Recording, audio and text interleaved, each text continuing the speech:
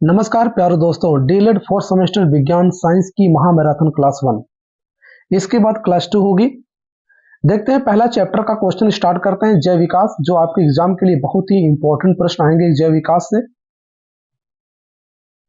पहला कि जैव विकास क्या है। निम्न कोटि के सरल जीवों से क्रमिक परिवर्तनों के द्वारा अधिक विकसित एवं जटिल जीवों की उत्पत्ति ही जैव विकास कहलाता है। जैव विकास किसे कहते हैं, जैव विकास से क्या तात्पर्य है। आप कहेंगे निम्न कोटि के सरल जीवों से क्रमिक परिवर्तन के द्वारा अधिक विकसित एवं जटिल जीवों की उत्पत्ति ही जैव विकास कहलाता है। जैव विकास के सिद्धांत क्या हैं। Theory of organic evolution. पहले है लैमार्क, जो वैज्ञानिक लैमार्क हैं, उन्होंने एक सिद्धांत दिया जिसका नाम है लैमार्कवाद। 1809 में लैमार्कवाद दिया गया, वैज्ञानिक लैमार्क के द्वारा। इनकी पुस्तक का नाम है फिलॉसफी जूलॉजिक। पूछा जाता है लैमार्क की पुस्तक का नाम क्या है, फिलॉसफी जूलॉजिक। इन्होंने एग्जाम में ये भी पूछा जाता है उपार्जित लक्षणों की वंशागति का सिद्धांत किसने दिया था। तो उपार्जित लक्षणों की वंशागति का सिद्धांत लैमार्क ने दिया था। लैमार्कवाद उपार्जित लक्षणों की वंशागति का सिद्धांत भी कहते हैं। नेक्स्ट है डार्विनवाद।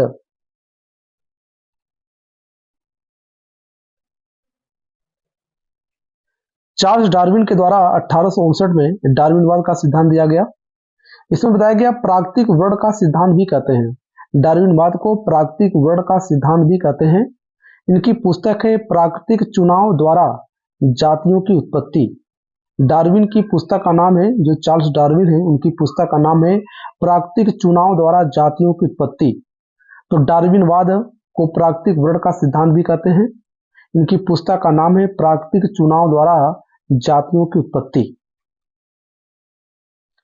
और जैव विकास के संबंध में तीसरे वैज्ञानिक हैं जिन्होंने उत्परिवर्तनवाद का सिद्धांत दिया है। होंगू डुइवरीज ने दिया था 1901 में। इसे अचानक होने वाला परिवर्तन भी कहा गया, जिसमें अचानक परिवर्तन हो जाए, आकस्मिक परिवर्तन हो जाए, उसे बोलते हैं उत्परिवर्तनवाद। होंगू डुइवरीज के द्वारा 1901 में यह सिद्धांत यानी कि उत्परिवर्तन का सिद्धांत दिया गया। इसे उत्परिवर्तन का सिद्धांत भी कहते हैं, यानी कि आकस्मिक परिवर्तन जिसमें अचानक परिवर्तन हो जाए। अब तो जैव विकास हो गया। अब एग्जाम में क्वेश्चन पूछ सकता है डार्विनवाद के आधारभूत सिद्धांत बताइए। डार्विनवाद के कितने सिद्धांत हैं। तो डार्विनवाद ने यह सिद्धांत निम्नलिखित तथ्यों के आधार पर दिया है। यह मानकर प्रतिपादित किया है डार्विनवाद ने कि पहला इसका सिद्धांत जो है डार्विनवाद का है प्राकृतिक वर्ण या चयन का सिद्धांत। दूसरा है विभिन्नताओं का सिद्धांत। तीसरा है योग्यतम की उत्तरजीविता का सिद्धांत। चौथा है जीवन संघर्ष। पांचवा है जीवों में संतानोत्पत्ति की प्रचुर क्षमता का सिद्धांत जो दिए गए हैं चार्ल्स डार्विन का ये सिद्धांत है। कितने सिद्धांत दिए हैं, 5 सिद्धांत दिए हैं। पहला है प्राकृतिक वर्ण का सिद्धांत, विभिन्नताओं का सिद्धांत, योग्यतम की उत्तरजीविता का सिद्धांत, जीवन की उत्पत्ति एवं संघर्ष का सिद्धांत, जीवों में संतानोत्पत्ति की प्रचुर क्षमता होती है, इसके बारे में भी डार्विनवाद ने बताया है। अब देखिए डार्विनवाद से क्वेश्चन हो गए। अब क्वेश्चन पूछ सकता है पारिस्थितिकी तंत्र उसके घटक कौन है। अभी पारिस्थितिकी खोजकर्ता अर्नेस्ट हैकल है। अगर पारिस्थितिकी पूछे कि पारिस्थितिकी खोजकर्ता कौन है जिसने इसकी अध्ययन किया था, परिभाषा दिया था, वो कौन है, हैकल है। और पारिस्थितिकी तंत्र के बारे में किसने दिया था, टेंसल ने दिया था। जो टेंसल वैज्ञानिक हैं उन्होंने पारिस्थितिकी तंत्र के बारे में बताया था। उसके पारिस्थितिकी तंत्र को परितंत्र भी कहा जाता है। पारिस्थितिकी को पारिस्थितिकी तंत्र भी कहा जाता है। पारिस्थितिकी तंत्र जैविक और अजैविक घटकों का बोध कराता है। जैविक और अजैविक के पारस्परिक एवं आंतरिक संबंध को परितंत्र कहते हैं। पारस्परिक एवं आंतरिक संबंध को परितंत्र भी कहते हैं। परितंत्र के मूल घटक कौन कौन है। जैविक घटक और जैविक घटक, 2 घटक हैं। परितंत्र के 2 घटक हैं, जैविक घटक और अजैविक घटक। जैविक घटक किसे कहते हैं, तो जैविक घटक वे घटक होते हैं जिनका संबंध सजीवों से होता है। वे घटक जिनका संबंध सजीवों से होता है उसे जैविक घटक कहते हैं। जैविक घटक जो होते हैं 3 भागों में बांट के इसका अध्ययन करते हैं। पहला होता है उत्पादक। उत्पादक किसे कहते हैं? तो उत्पादक वे पदार्थ होते हैं जो भोजन का निर्माण करते हैं। उत्पादक किसे कहते हैं? उत्पादक वे होते हैं जो भोजन का निर्माण करते हैं, जैसे हरे पेड़ पौधे तथा शैवाल। हरे पेड़ पौधे भोजन का निर्माण करते हैं, शैवाली भोजन का निर्माण करते हैं, आदि ऐसे बहुत हैं। तो जैविक घटक में पहला हो गया, ठीक, उत्पादक। दूसरा कौन है? उपभोक्ता। उपभोक्ता क्या होते हैं भाई? जो अपना भोजन उत्पादक से प्राप्त करते हैं। जो अपना भोजन उत्पादक से प्राप्त करते हैं उसे हम कहते हैं उपभोक्ता। यानी उपभोक्ता किस पर निर्भर होंगे? उपभोक्ता प्रत्येक स्थिति में अपने भोजन के लिए उत्पादक पर निर्भर होते हैं। अपने भोजन के लिए उत्पादक पर निर्भर होते हैं, उसे कहते हैं उपभोक्ता। मतलब वे उपभोक्ता कौन है? वे जो अपना भोजन उत्पादक से प्राप्त करते हैं और उत्पादक पर ही निर्भर होते हैं, उसे उपभोक्ता कहते हैं। उपभोक्ता परजीवी होते हैं। उपभोक्ता कैसे होते हैं? परजीवी होते हैं। उपभोक्ता को निम्न श्रेणियों में बांटा गया है। ये प्राथमिक उपभोक्ता होते हैं, द्वितीय उपभोक्ता हैं, तृतीय उपभोक्ता हैं, सर्वोच्च उपभोक्ता भी हैं। प्राथमिक उपभोक्ता में कौन कौन लोग आते हैं? जैसे हिरन है, प्राथमिक उपभोक्ता है। टिड्डा प्राथमिक उपभोक्ता है। खरगोश, ये सब क्या है? प्राथमिक उपभोक्ता है। जो ठीक प्राथमिक उपभोक्ता है। द्वितीय उपभोक्ता कौन है? मेढक है, भेड़िया है, बिल्ली है, आदि, ये सब क्या है? द्वितीय उपभोक्ता है। तृतीय उपभोक्ता के अंतर्गत कौन आते हैं? सर्प हो गया, शेर है, बाघ है, ये सब क्या है? तृतीय उपभोक्ता के अंतर्गत आते हैं। सर्वोच्च उपभोक्ता कौन है?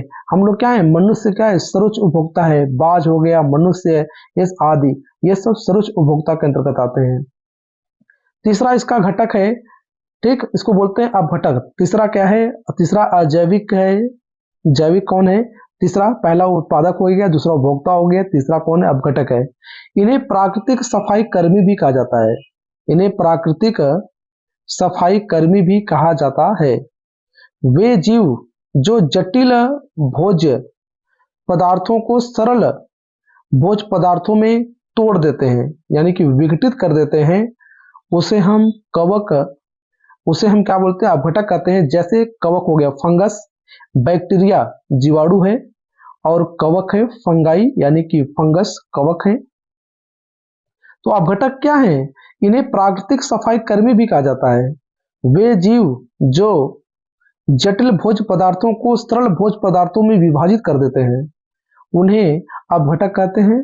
जैसे कवक है, जीवाणु है, आदि और भी हो सकते हैं। अब देखते हैं अजैविक घटक कौन है। तो पारिस्थितिकी तंत्र के 2 घटक हैं, जैविक घटक और अजैविक घटक। तो अजैविक घटक क्या है? अजैविक घटक के अंतर्गत निर्जीव आते हैं। तो बताइए, जैविक घटक के अंतर्गत कौन आते हैं? जीव आते हैं, लेकिन अजैविक घटक के अंतर्गत निर्जीव आते हैं।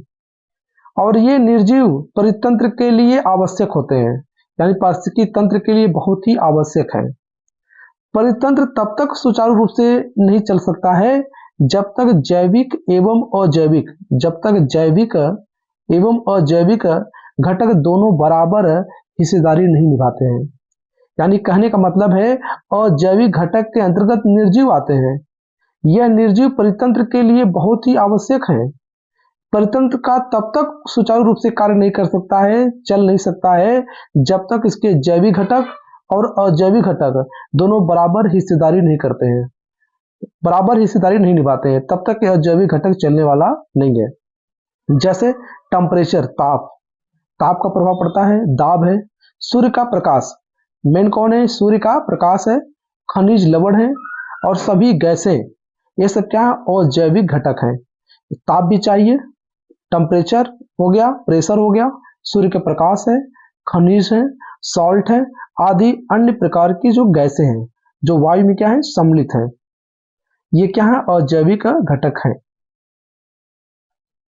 चलिए दोस्तों देखते हैं। अब ये पारिस्थितिकी पिरामिड से भी क्वेश्चन एग्जाम में बन सकता है, बड़े इंपॉर्टेंट है। बोला गया कि पारिस्थितिकी पिरामिड के खोजकर्ता कौन है? चार्ल्स एल्टन है। इसके खोजकर्ता कौन है? चार्ल्स एल्टन है। पारिस्थितिकी पिरामिड किसी भी पारिस्थितिकी तंत्र किसी भी पारिस्थितिकी तंत्र परितंत्र के समस्त जीवों को उनकी संख्या, जीवभार तथा संचित ऊर्जा को ग्राफी द्वारा समझाता है। यानी कहने का मतलब है जो पारिस्थितिकी पिरामिड है, यह एक ग्राफ के द्वारा दिखाता है कि प्राथमिक उपभोक्ता कौन है, द्वितीय उपभोक्ता कौन है, उत्पादक कौन है। इसको एक चार्ट के बनाकर इसको समझाता है ग्राफ के रूप में। ठीक, क्या क्या समझाता है? उनकी संख्या के आधार पर, जीव भार के आधार पर, संचित ऊर्जा को ग्राफ के द्वारा प्रदर्शित करता है। यह 3 प्रकार का होता है। कौन कौन होते हैं तो हम देखते हैं। पहला हो गया जीव भार पिरामिड। पहला भार हो गया जीव भार पिरामिड। किसी परितंत्र में उपस्थित सभी जीवधारियों के संपूर्ण शुष्क भार, कौन सा भार? शुष्क भार को उसका जीव भार कहते हैं। जीव भार पिरामिड कहा जाता है। जीव भार का पिरामिड सीधा एवं उल्टा होता है। एग्जाम में 1 नंबर क्वेश्चन यहां बन सकता है, जीव भार का पिरामिड कैसा होता है? बोलेंगे सीधा एवं उल्टा होता है। सीधा एवं उल्टा होता है। जीव भार का पिरामिड कैसा होता है? तो जीव भार का पिरामिड सीधा एवं उल्टा दोनों होता है। इसका चार्ट देखते हैं। इसका चार्ट क्या कह रहा है? ये देखिए उत्पादक है। उत्पादक में कौन? पेड़ पौधे हैं। यह है प्राथमिक उपभोक्ता है, जिसमें मेढक आ गई, पक्षी आ गई, ठीक, ये सब आए, प्राथमिक उपभोक्ता हो गए। द्वितीय उपभोक्ता कौन है? ये देखिए बना हुआ है, द्वितीय उपभोक्ता है, ठीक, ये प्राथमिक उपभोक्ता है। और ये क्या है? उत्पादक हैं। जो सवाल हो गए, हरे पौधे हो गए, ये क्या है? उत्पादक हैं, ठीक। अब जानते हैं कि उत्पादक क्या होते हैं, उपभोक्ता क्या है, उत्पादक पर निर्भर होते हैं। तो नंबर 2 है जीव संख्या पिरामिड। नंबर 3 है ऊर्जा पिरामिड। जीव संख्या पिरामिड क्या होता है? किसी परितंत्र में, कोई भी परितंत्र हो, किसी परितंत्र में उपस्थित सभी जीवधारियों की संख्या को जीव पिरामिड कहते हैं। यह सीधा एवं उल्टा दोनों होता है। यह भी क्या है? सीधा एवं उल्टा दोनों होता है। सीधा भी देख सकते हैं, उल्टा भी देख सकते हैं। किसी परितंत्र में उपस्थित सभी जीवधारियों की संख्या को जीव संख्या पिरामिड कहते हैं। इनकी जो काउंटिंग, जीवधारियों जो संख्या होगी, जो जीवधारियों की संख्या को ही हम जीव संख्या पिरामिड कहते हैं। यह सीधा उल्टा दोनों हो सकता है। ऊर्जा पिरामिड क्या होते हैं? किसी परितंत्र के सभी जीवधारियों के शरीर में, सभी जीवधारियों के शरीर में उपलब्ध ऊर्जा को ऊर्जा पिरामिड कहते हैं। ऊर्जा को पिरामिड सदा सीधा होता है। यह बड़ी मेन पॉइंट है। ऊर्जा का पिरामिड कैसा होता है? ऊर्जा का पिरामिड हमेशा क्या होता है? सीधा होता है। जबकि जीव संख्या का पिरामिड क्या होता है? यह सीधा उल्टा होता है, दोनों हो सकता है। ऊर्जा पिरामिड का जो पिरामिड है हमेशा सीधा होता है। और जो परितंत्र ऐसा परितंत्र है जिसमें जीवधारियों के शरीर में उपलब्ध ऊर्जा को प्रदर्शित करता हो, ऊर्जा को ही हम कहते हैं ऊर्जा पिरामिड कहते हैं। यह भी क्वेश्चन बहुत इंपॉर्टेंट है। खाद्य श्रृंखला एवं खाद्य जाल में अंतर बताइए। खाद्य श्रृंखला क्या है, खाद्य जाल क्या है? दोस्तों आप पूरी वीडियो देखेंगे तब आपको क्वेश्चन पूरी अच्छी तरह से समझ में आएंगे। पूरा देखिए, इसका पार्ट 1 चल रहा है, क्लास 1 चल रहा है मैराथन का DL 4 सेमेस्टर के लिए। अब इसका पार्ट 2 भी लेकर आऊंगा जो क्लास 2 होगी। उसमें भी लघुत्तरी, अति लघुत्तरी प्रश्न और कुछ लॉन्ग क्वेश्चन करवा दूंगा, जिसमें आपके एग्जाम में सहायता मिलेगी, हेल्प मिलेगा। आपको तैयारी करने में बहुत आसानी से क्वेश्चन कर ले जाएंगे।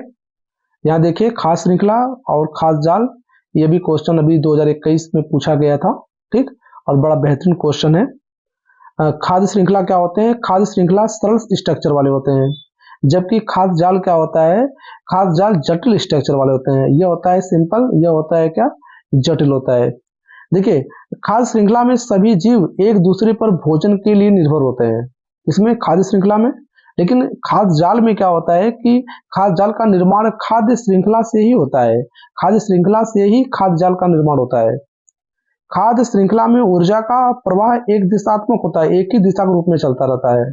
लेकिन खाद्य जाल में जो ऊर्जा का प्रवाह होता है बहुदिशात्मक होता है, ये दोनों दिशाओं में चलता रहता है। इसमें जीवों की संख्या कम होती है। खाद्य श्रृंखला में। अब खाद्य जाल में क्या होता है, इसमें जीवों की संख्या अधिक होती है, इसमें जीवों की संख्या अधिक होती है। देखिए अगला क्वेश्चन ब्लड वाला चैप्टर बन सकता है, ब्लड यानी कि रुधिर से। इसको रुधिर यानी कि ब्लड भी कहा जाता है, कहते हैं ब्लड। ब्लड। अब मनुष्य के शरीर में जो ब्लड होता है वजन का 7% है। जो मनुष्य की बॉडी का वजन होगा यह वजन का 7% है। मनुष्य के शरीर में रक्त कितना होता है, रुधिर वजन का 7% होता है। अगर कोई व्यक्ति 100 किलोग्राम का है, अगर कोई व्यक्ति 100 किलोग्राम का है उसके शरीर में ब्लड होना चाहिए 7 लीटर, यानी वजन का 7%। रुधिर। रुधिर क्या है, तो रुधिर एक तरल संयोजी ऊतक है, यानी कि लिक्विड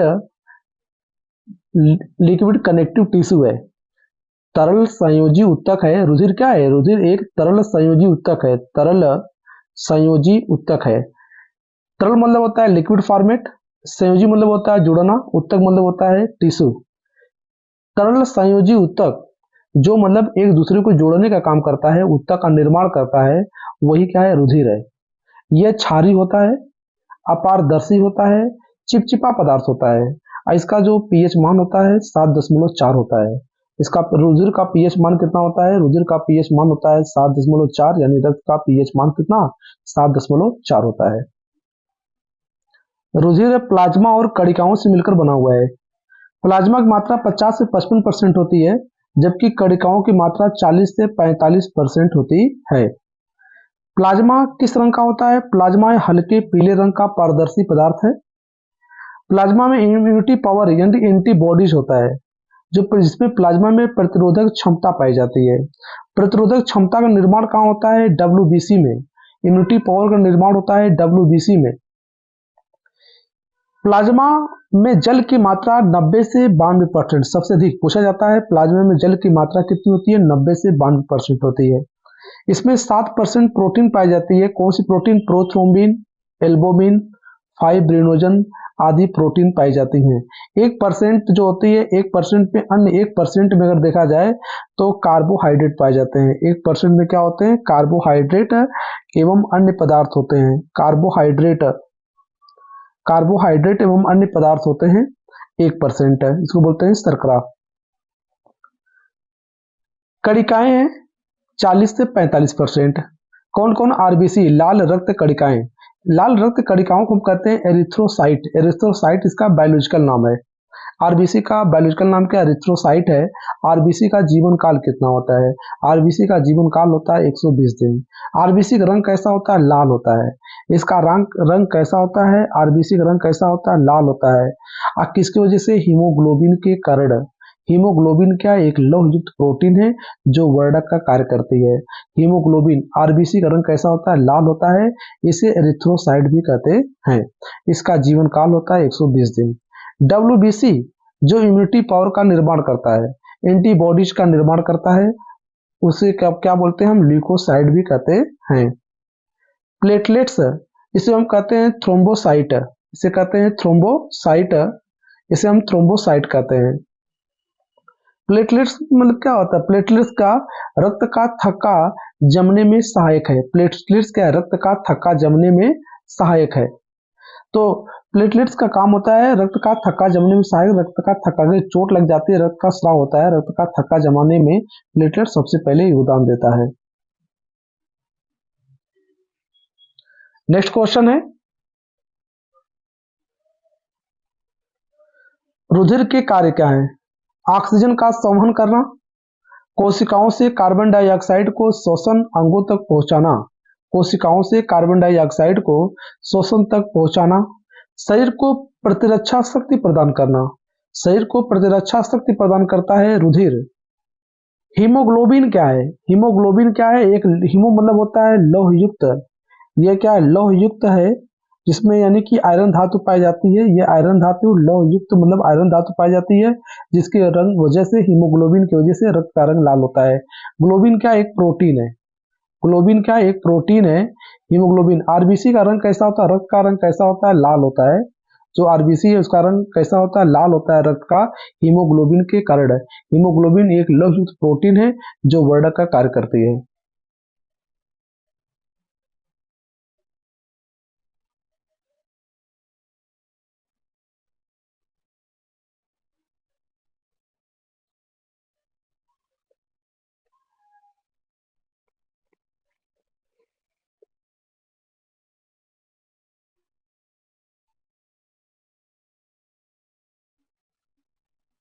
रक्त वर्ग, रक्त वर्ग के खोजकर्ता कौन है? कार्ल लैंडस्टीनर है। रक्त वर्ग के खोजकर्ता कार्ल लैंडस्टीनर है। मानव में रक्त वर्ग 4 प्रकार के से होते हैं। रक्त वर्ग ए, रक्त वर्ग बी, ए बी और ओ। ए बी क्या? सर्वग्राही है, सभी को रक्त दे सकता है। वो क्या है? सर्वदाता है, सभी रक्त वर्ग दे सकता है। ए बी क्या है? सर्वग्राही है, सभी से रक्त वर्ग ले सकता है। इसलिए ओ सभी को रक्त दे सकता है। ओ क्या है? केवल ओ से ही ले सकता है। वो क्या है? सर्वदाता है। ठीक। और ए बी क्या है? सर्वग्राही है। इंडिजन क्या होते हैं? इंडिजन एक प्रकार का ग्लाइकोप्रोटीन है जो आरबीसी में पाया जाता है। इंडिजन कहाँ पाया जाता है? आरबीसी में पाया जाता है। इंडिजन 2 प्रकार के होते हैं। Antigen is capital A, antigen capital B. Antigen से ही रक्त वर्ग का निर्धारण होता है। एंटीजन से ही रक्त वर्ग का निर्धारण होता है। यानी जो रक्त वर्ग ए होते हैं, बी होते हैं, ए बी है, ओ हो, एंटीजन की वजह से ही रक्त का निर्धारण होता है। एंटीबॉडीज क्या होते हैं? एंटीबॉडीज क्या है? एंटीबॉडीज रुधिर के प्लाज्मा में पाया जाता है। एंटीबॉडीज ए, एंटीबॉडीज बी, ये इम्यूनिटी पावर देते हैं शरीर को। जय हिंद प्यारे दोस्तों।